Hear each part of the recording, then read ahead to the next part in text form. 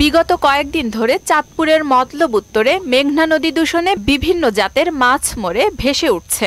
এমন পরিস্থিতিতে স্থানীয় জেলেরা ক্ষতিগ্রস্ত হওয়ার পাশাপাশি হুমকির মধ্যে পড়ছে জীববৈচিত্র্য। সেই সাথে নদীর তীর এলাকায় দুর্গন্ধে দূষিত হচ্ছে পরিবেশ।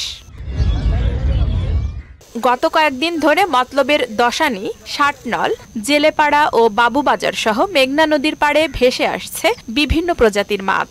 এমন অবস্থা অব্যাহত থাকলে মাছ শূন্য হবে নদী। মিল কারখানার পানি বিষাক্ত পানি আয়া আমাদের নদী, মেঘনা নদী সব নষ্ট হয়ে যেতে গেছে। মিল কারখানা যদি না বন্ধ করে তাহলে তো মাছটা জেলেরা পাইবেই না। ইলিশ মাছ, চেও মাছ, বাইলা মাছ, ট্যাংরা মাছ যা আছে সম্পূর্ণ মাছ মরে যেতেছে।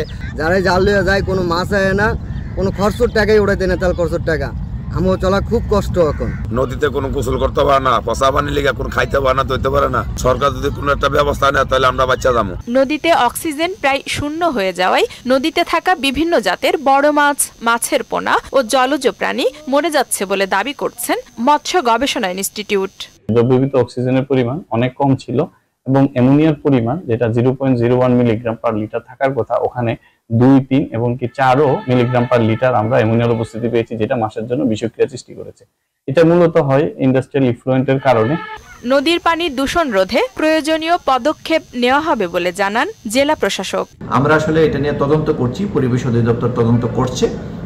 তদন্ত রিপোর্ট পাওয়ার পরে বুঝতে পারবো যে প্রকৃত কারণটা কি এবং তখন আমরা সেই অনুযায়ী ব্যবস্থা নেব। সমস্যা সমাধানে মৎস্য গবেষণা ইনস্টিটিউট, মৎস্য বিভাগ, পরিবেশ অধিদপ্তর, প্রশাসন সহ বিভিন্ন সংস্থার দ্রুত পদক্ষেপ নেওয়া জরুরি। আফরিন পপি, মোহনা সংবাদ।